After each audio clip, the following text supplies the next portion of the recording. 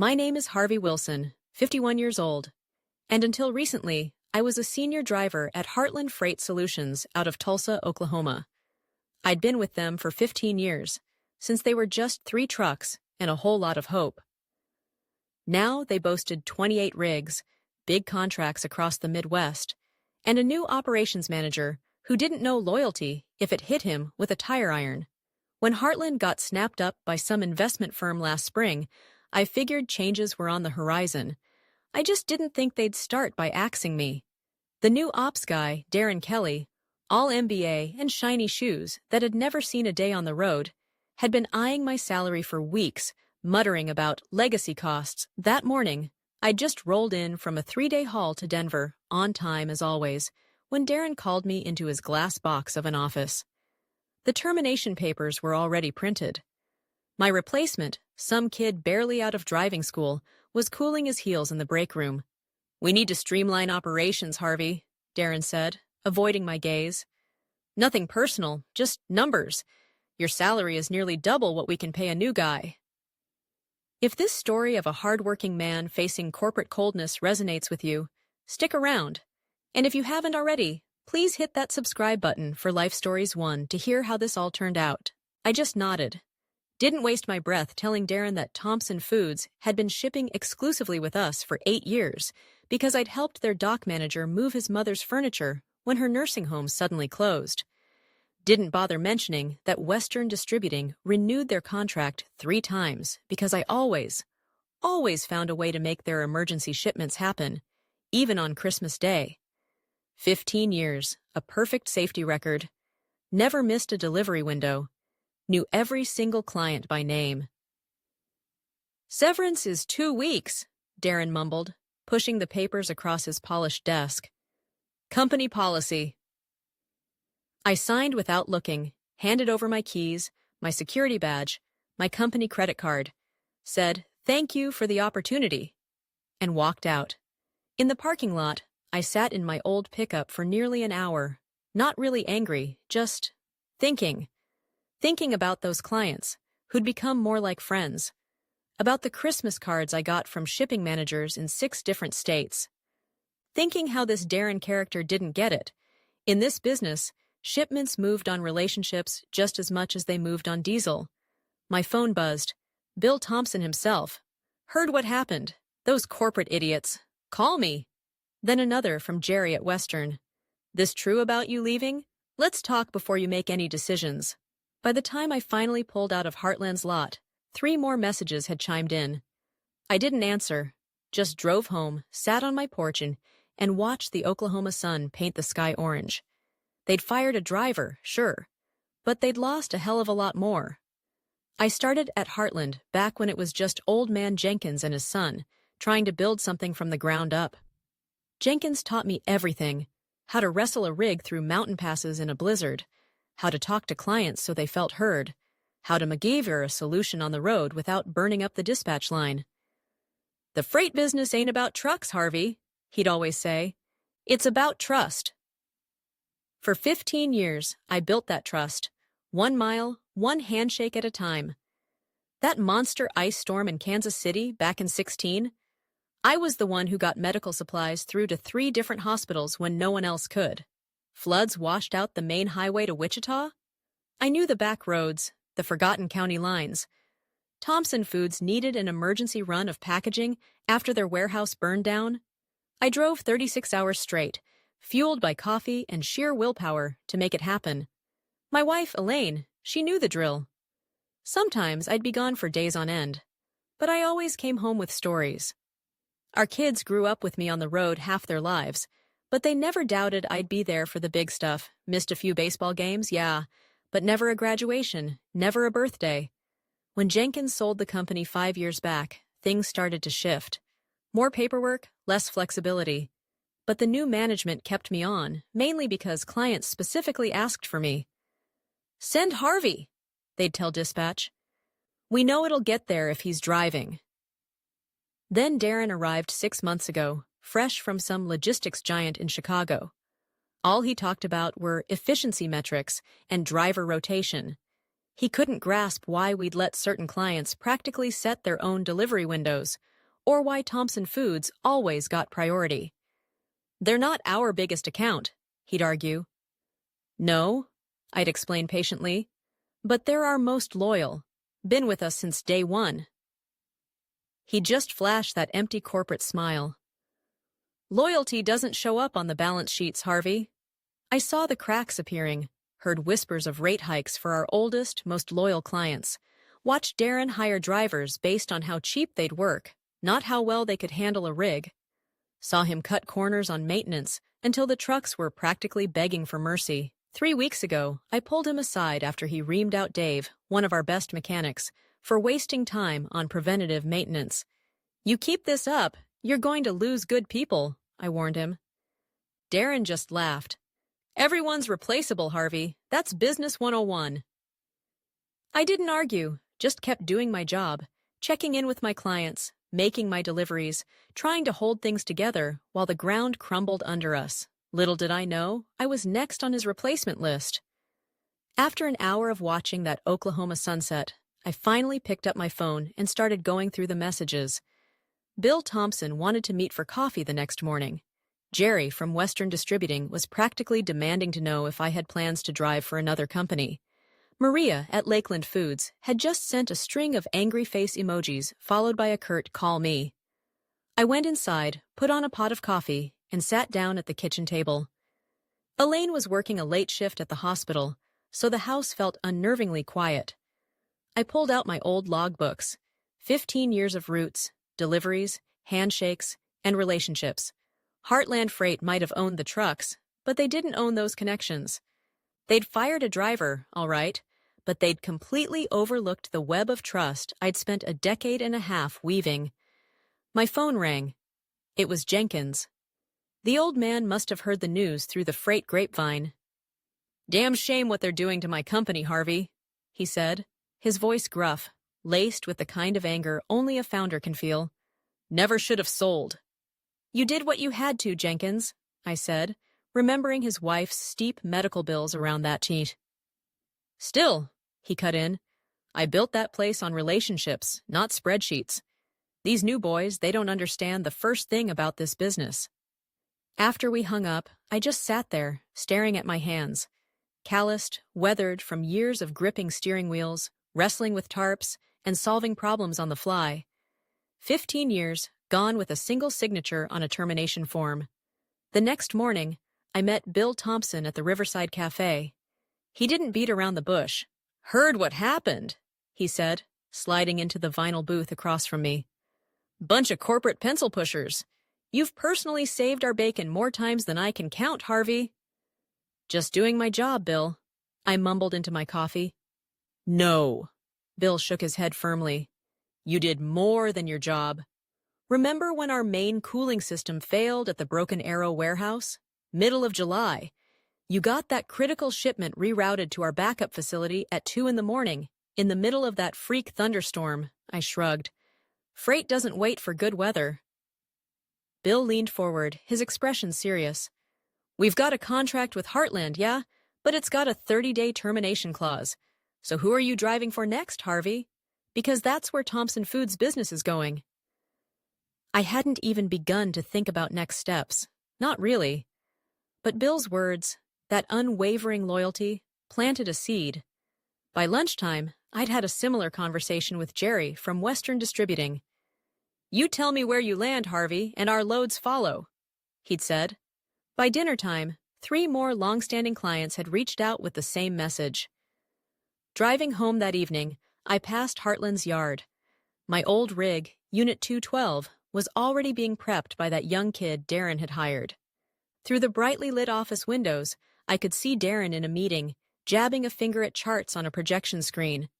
And that's when it hit me, clear as day. Darren and his MBA buddies saw drivers as interchangeable cogs in a machine. But my clients, the people I'd worked with for years, they saw us, the drivers, as the relationship. For 15 years, I'd been the face, the handshake, the reliable problem solver for Heartland Freight to most of their major accounts. I wasn't just a driver. I was their trusted partner. I pulled into my driveway, my mind racing 1,000 miles an hour. I grabbed my phone and called my buddy Frank. Frank had been a top driver at Heartland too, but he'd left last year to drive for a competitor, got tired of the corporate nonsense, even before Darren showed up. "Frank," I said, "what would it take to start our own outfit?" Frank was quiet for a long moment. "You serious about this, Harvey?" "Never been more serious in my life." "Well," he started, "you'd need capital for starters. Licenses, insurance. That alone will eat you alive. And trucks, obviously. And a yard. And clients," I added, "which I think I've got." That night, Elaine found me at the kitchen table, which was buried under a mountain of scribbled notes, hastily drawn diagrams, and rough calculations. "What in the world is all this?" she asked, a curious smile playing on her lips. I looked up at her, feeling a surge of adrenaline I hadn't felt in years. "I think," I said slowly, letting the words sink in, "I'm starting a freight company." 3 days after Darren Kelly had unceremoniously shown me the door, I walked back into Heartland Freight Solutions' office. Not to beg for my job. I was well past that. I was there to collect a few personal items from my old locker and, more importantly, to say a proper goodbye to some of the younger drivers I'd mentored over the years. Darren spotted me in the break room, mid-conversation with Doug and Alejandro, 2 solid drivers who'd started green but learned fast under my wing. His face, already a shade redder than usual, darkened further as he marched over, his shiny shoes clicking aggressively on the linoleum. "Harvey, this is private property," he said, his voice tight. "You can't just waltz in here and disrupt operations." "Just collecting my things, Darren," I said calmly, holding up my old thermos and the framed family photo that had ridden shotgun with me for a decade, and saying goodbye to a few friends. Darren crossed his arms, his posture radiating suspicion. "I've heard you've been talking to our clients." So that was it. He wasn't worried about disruptions. He was worried about his bottom line. "Word travels fast in the freight business, Darren," I said. "They called me, actually, to ask why their shipments weren't being delivered by their usual driver." "Well, stop it," Darren snapped, his composure starting to fray. "Those are Heartland accounts. Interfering with our client relationships could be construed as tortious interference with business relationships." He pronounced each syllable with exaggerated care, like he'd been practicing the phrase with a lawyer. Maybe he had. "Can't control who calls me, Darren," I said, keeping my voice even. "Or what decisions they make about their shipping needs after they've had a conversation." He stepped closer, lowering his voice to a near hiss. "Listen carefully, Harvey. You signed non-compete and non-solicitation agreements when you joined Heartland. If you try to poach our clients, we'll bury you in legal fees so fast your head will spin." I hadn't really expected him to play that dirty, that fast. A legal battle was the last thing I could afford. 15 years of loyalty. And this was their thank you, threatening to sue me for simply taking phone calls from people I considered friends. But then something Jenkins had told me years ago clicked. "You might want to check the fine print on those agreements, Darren," I said, a newfound confidence in my voice. "If I recall correctly, they had a 10-year expiration. Old man Jenkins made sure of that. He didn't believe in shackling good people." Darren's face flushed a deeper shade of crimson. He clearly hadn't done his homework. He sputtered for a moment, then recovered with a sneer. "Regardless, this is your one and only warning. Stay away from our clients, Wilson." I just nodded, picked up my thermos and photo, and walked out. In the parking lot, Doug and Alejandro caught up with me, their faces etched with concern. "He's running this place into the ground, Harvey," Doug muttered, kicking at a loose piece of gravel. "Cutting corners on maintenance like you wouldn't believe, pushing drivers to fudge their hours of service. It's getting dangerous." 3 guys quit last week alone," Alejandro added, his voice low. "He just replaces them with rookies who'll work for peanuts, guys who barely know how to back up a trailer, let alone handle a rig in bad weather." I'd suspected as much, but hearing it confirmed from them made my stomach tighten. This wasn't just about bad business practices anymore. This was about safety on the roads. "You two be careful," was all I could manage to say. Back home, the first call I made was to Jenkins. I asked him about those agreements. He confirmed what I remembered. The non-compete and non-solicitation clauses? They expired years ago, Harvey. I never believed in tying good people down forever. Good business is built on choice, not force. Despite knowing this, the next day, a certified letter arrived from Heartland Freight Solutions' high-priced lawyers. It was full of legalese, threatening swift and severe legal action if I continued soliciting their clients. Pure intimidation. They likely knew they had no real case regarding the expired agreements, but they were betting I wouldn't know that, or that I couldn't afford to call their bluff and fight it in court. That same afternoon, Bill Thompson called, his voice practically crackling with fury. "Heartland just tried to jack up our rates by 15%, Harvey. 15! With absolutely no explanation. And when I mentioned your name, their sales guy got all defensive and squirrely." One by one, similar calls came in from other clients. Heartland was in panic mode, scrambling to lock down their remaining business, using a combination of strong-arm tactics and sudden, inexplicable rate hikes. Classic desperation moves. That evening, Frank came over with a couple of pizzas and a six-pack. We sat out on my back deck, the crickets chirping, and started hammering out a real business plan. He'd already done some homework, pulling together preliminary information on insurance costs, licensing requirements, and realistic startup expenses. The numbers were daunting, no doubt about it, but not impossible. Especially if we started small, maybe with just 2 or 3 reliable trucks. "We'd need a solid base of guaranteed contracts right out of the gate, though," Frank said, taking a thoughtful swig of beer. I looked at my phone, which had been buzzing almost non-stop with messages from anxious clients all day. A slow smile spread across my face. "Frank," I said, "I don't think that's going to be a problem." 1 week later, I was sitting in a small, sparsely furnished office I'd rented in an industrial park on the east side of Tulsa. The air still smelled faintly of stale coffee and new paint. Frank had taken a leap of faith and tapped into his 401k.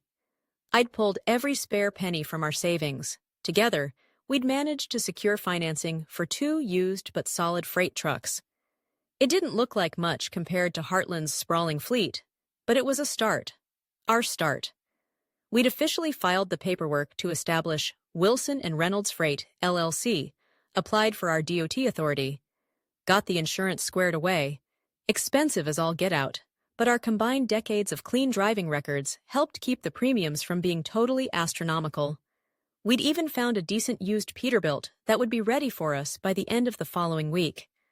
What I hadn't expected, amidst the whirlwind of paperwork and financial juggling, was the call I received that afternoon. It was Patty, Heartland's longtime dispatcher, a woman who knew the ins and outs of that company better than anyone. "Harvey, you got a minute?" Her voice was hushed, secretive, like she was calling from a broom closet. "Always, Patty. What's going on?" "It's worse than you know, Harvey," she said, her voice tight with worry. "After you left, Darren brought in some efficiency consultant, some shark who's been tearing through all the contracts, looking for any loophole to squeeze more money out of everyone. Renegotiating terms, adding surcharges. It's a mess." She paused, and I could hear the rustle of papers in the background. "But that's not even the worst part, Harvey. They're planning to shut down the entire Tulsa operation. 6 months, maybe less. They're moving everything to Kansas City. Some big tax incentive deal they cooked up. Everyone here, all the drivers, the mechanics, the office staff, they're all getting laid off. They just don't know it yet." The news hit me like a physical blow. Heartland Freight had been a Tulsa institution for decades. 40, maybe 50 families depended on those jobs. "How sure are you about this, Patty?" I asked, my voice barely a whisper. 100%, Harvey. I saw the documents myself. Darren, careless as ever, left them sitting right on his desk when I was filing some route changes. They've already started looking at warehouse space up in Kansas City. This is happening. After she hung up, I just sat there at my empty desk, staring at the blank wall, the weight of her words pressing down on me. This wasn't just about my job anymore, or Darren's arrogance. This was about all those people, my former colleagues, who were about to be blindsided, their livelihoods pulled out from under them with no warning. Frank arrived a few minutes later with coffee and a box of donuts, his face lit up with excitement about the used Peterbilt he'd found at a surprisingly good price.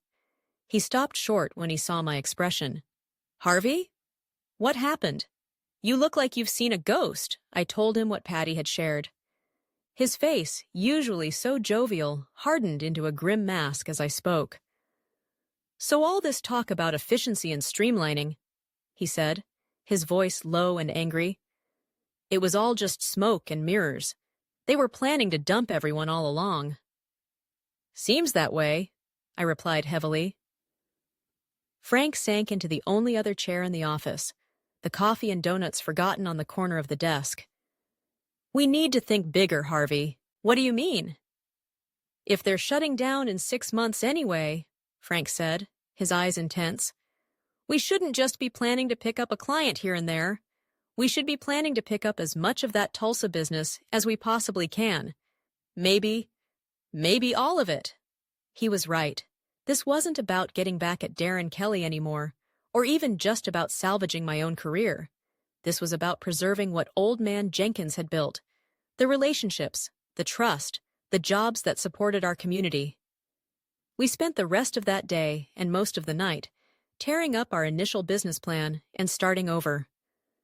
We called our contact at the bank, the one who'd helped us with the initial truck financing, and started talking about what it would take to secure funding for more trucks, many more. We researched available warehouse space in Tulsa, something that could serve as a modest but functional terminal. By evening, fueled by stale coffee and a growing sense of mission, we had the rough outlines of something far more ambitious, far more significant than our original 2-truck operation. The next morning, my first call was to Jenkins. I asked him to meet me for lunch. At our usual spot, a quiet diner on the outskirts of town, I laid out everything. What Patty had told me about the impending Tulsa shutdown, what Frank and I were now planning, the monumental challenges we faced trying to scale up so quickly. The old man listened quietly, his weathered hands folded on the checkered tablecloth, his gaze steady. When I finally finished, he just nodded once, a thoughtful expression on his face. Then he looked me straight in the eye. "How much do you need, Harvey?" he asked, his voice surprisingly firm. "Sir?" I stammered, taken aback. "For startup capital," he clarified. "I've got some money set aside. Was saving it for a new fishing boat, but this seems a hell of a lot more important." I was floored. We hadn't intended to ask him for money, just his advice, maybe his blessing. "Jenkins, we couldn't ask you to." "You're not asking, Harvey." Jenkins cut me off, his voice gruff. "I'm offering. Those people at Heartland, most of them I hired myself. Known their families for years. I'll be damned if I'll sit by and watch some corporate vulture from out of state scatter them to the winds." He pulled out his checkbook right there in the middle of the busy restaurant. "Let's build something right this time, Harvey," he said, a fierce glint in his old eyes. "Something that lasts." Over the next 2 weeks, Wilson, Reynolds, and Jenkins Freight, WRJ Freight, as we started calling it, took shape with startling speed. Jenkins's investment, combined with our own resources and a more substantial business loan from a local bank that believed in our vision, gave us enough capital to lease 5 nearly new trucks, secure a modest terminal with a decent-sized warehouse on the industrial side of Tulsa, and begin hiring key personnel. We started with the absolute essentials. Patty, true to her word, gave her notice at Heartland and joined us as our lead dispatcher. Her knowledge of the local routes, clients, and the best drivers was invaluable. 2 of Heartland's most experienced mechanics, men I'd worked alongside for years, followed soon after, thoroughly sick of Darren Kelly's relentless corner-cutting on maintenance and safety. We hired 5 drivers to start, all veterans with stellar safety records, men who had either already quit Heartland in disgust or were on the verge of it. The trucks arrived one by one, 3 Peterbilts and 2 Kenworths. Nothing flashy, but solid, reliable machines that we knew we could count on. We had them painted a deep midnight blue with silver trim, our new company logo, a stylized road unfurling towards a sunrise, proudly displayed on the doors. Each morning, I'd arrive at our modest terminal before dawn, the smell of diesel and fresh coffee in the air, and feel a profound surge of pride seeing those trucks lined up, ready to roll out and do what we did best. Meanwhile, Heartland Freight Solutions was visibly spiraling. After I'd been let go, and word of my new venture started to spread, 3 of their major Tulsa-based clients had pulled their business, not directly to us, not yet, as we weren't fully operational, but to other competitors. They'd cited service concerns and unpredictable rate changes, but the truth was, they were waiting, watching to see if our fledgling operation could genuinely handle their needs. The rumors of the impending Kansas City move and the Tulsa shutdown had started to leak out, and morale at Heartland had hit rock bottom. Good drivers were jumping ship almost weekly. Deliveries were being missed. Schedules were in chaos. Darren Kelly, from what we heard, was in full-blown panic mode, desperately slashing rates to try and retain a few key clients while simultaneously cutting corners on everything from fuel quality to driver hours, creating an even more dangerous and unsustainable situation. We moved carefully, methodically, focusing on building our infrastructure and establishing solid operational protocols before taking on too much business. Jenkins, drawing on his decades of experience, insisted on doing things the right way from day one. Proper driver training and safety refreshers, thorough pre-trip and post-trip maintenance checks, fair pay scales, and benefits that showed our employees we valued them.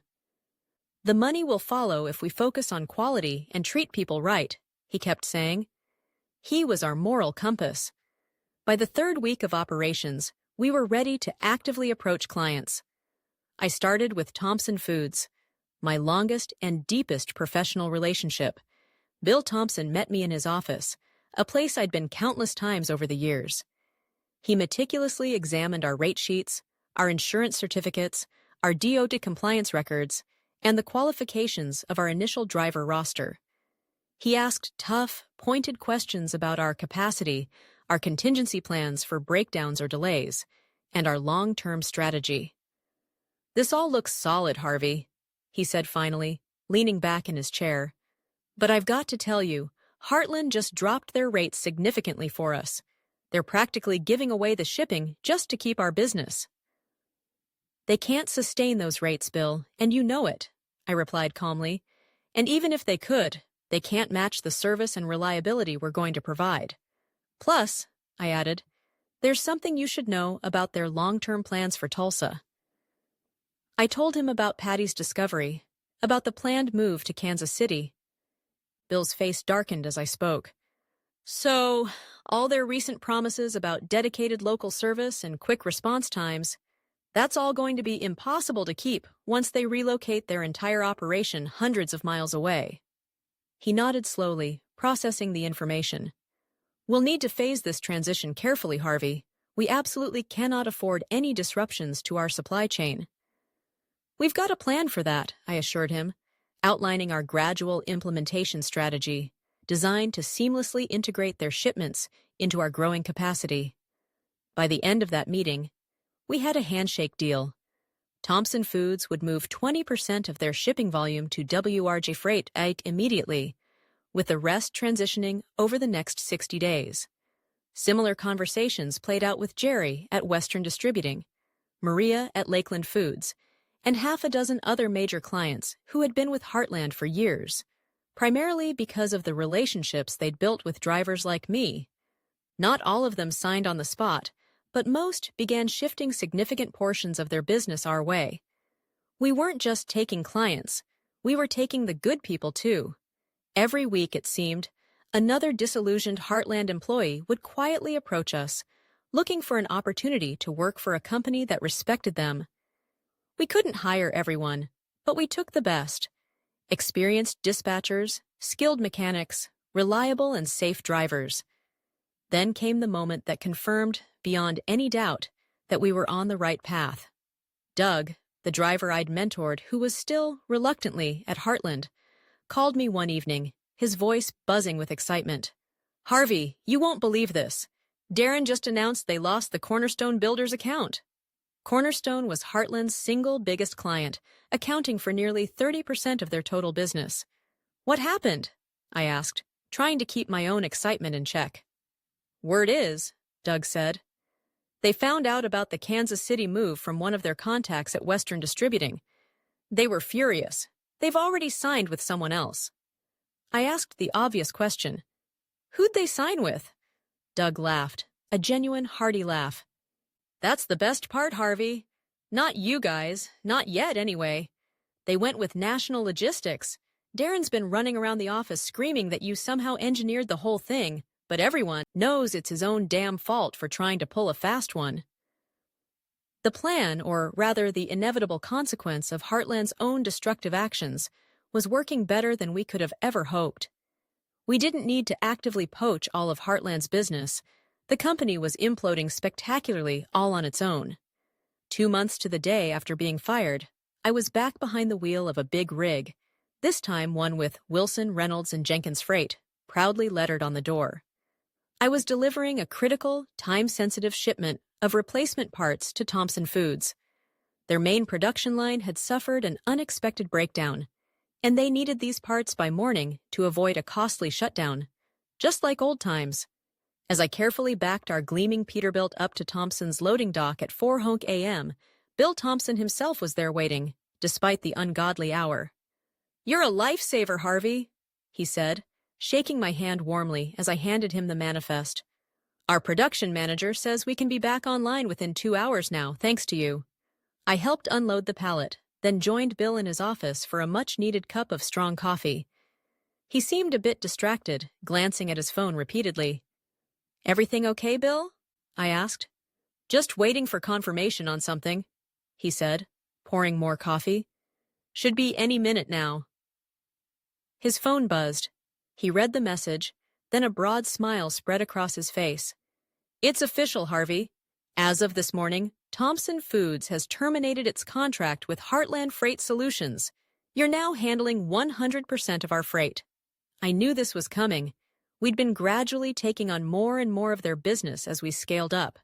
But hearing it formalized, knowing we'd earned their complete trust, still felt momentous. "We appreciate your trust, Bill," I said simply. "Trust is why you got it, Harvey," Bill replied. "But you should know, you're not the only one making moves. Western Distributing officially cut ties with them yesterday, Lakeland Foods the day before. From what I hear on the street, Heartland has lost nearly 80% of their Tulsa-based business in the last 6 weeks. On the drive back to our terminal, I passed by Heartland's once bustling yard. The lot was half empty. A large for lease sign had been newly erected on the chain-link fence. Through the office window, I could see Darren Kelly on the phone, gesturing frantically, his face a mask of stress. I didn't feel the surge of vindictive satisfaction I might have expected a few weeks prior. Just a quiet sense that things were working out as they should, that integrity and good business practices eventually win out. We hadn't stolen anything, we'd simply built something better, something founded on the values that had always truly mattered in this business. Back at our terminal, Jenkins met me in the break room, a knowing look in his eyes. "Have you heard?" he asked. "About Heartland losing most of their clients?" "Yeah, Bill Thompson just told me." Jenkins shook his head slowly. "More than that, Harvey. They're declaring bankruptcy. Effective immediately. 6 months after being unceremoniously fired from Heartland Freight Solutions, I stood in the busy yard of Wilson, Reynolds, and Jenkins Freight, watching our fleet, now 15 trucks strong, head out for the day's deliveries. Our small terminal had already expanded to include a proper 3-bay warehouse and a dedicated maintenance facility. We employed 32 people, most of them skilled, hardworking folks who had formerly worked for Heartland. Heartland Syndicate Freight, as a company, no longer existed. After the bankruptcy, their remaining assets had been liquidated, their few remaining contracts scattered to various competitors. We'd even managed to acquire 3 of their better trucks at auction. Good machines that had been sorely neglected under Darren's tenure. Our mechanics had spent weeks meticulously getting them back into prime operating condition. Darren Kelly, I heard, had left Tulsa. Last anyone knew, he'd taken a mid-level position with some large logistics firm out in Phoenix. The investment group that had bought Heartland from Jenkins, the ones who'd brought in Darren to streamline things, had written off the entire venture as a significant loss. Jenkins joined me in the yard, leaning lightly on his cane. At 73, he wasn't actively involved in the day-to-day grind, but he came by most mornings to have coffee with the drivers, share his decades of wisdom, and just be around the energy of a thriving business. Never thought I'd be back in the freight business at my age, he mused, watching one of our Peterbilts pull out, loaded with industrial equipment bound for Kansas City. Having any regrets? I asked with a smile. He laughed, a genuine, hearty sound. Hell no, Harvey. Best damn decision I've made in years. We walked back inside where Patty was expertly coordinating the day's routes. Frank was reviewing maintenance schedules with our lead mechanic, and the whole place hummed with purposeful activity. You know what makes this work, Harvey? Jenkins said, pouring himself another cup of coffee from the communal pot. It's not the trucks, or the contracts, or even the capital. It's the people. Always has been, always will be. He wasn't wrong. We'd built something truly valuable because we valued the right things: loyalty, respect, integrity, and the people who showed up every day to do the hard work. That afternoon, I took a rare day off. Drove out to the lake with Elaine, sat on the old wooden dock with our fishing poles in the water, not really caring if we caught anything or not. The sun was warm on my face, the water peaceful. Happy? She asked simply, her hand finding mine. I considered the question for a long moment, watching the sun glint off the gentle ripples. Yeah, I said, a genuine smile spreading across my face. Yeah, I really am. Sometimes the long haul isn't about the miles you cover. It's about the journey back to what truly matters. Thank you for joining us on Harvey's journey. If his story of resilience and integrity struck a chord with you, please let us know your thoughts in the comments below. We value your perspective. And don't forget to subscribe to Life Stories 1 and hit that notification bell so you won't miss out on our next story. We appreciate you being here.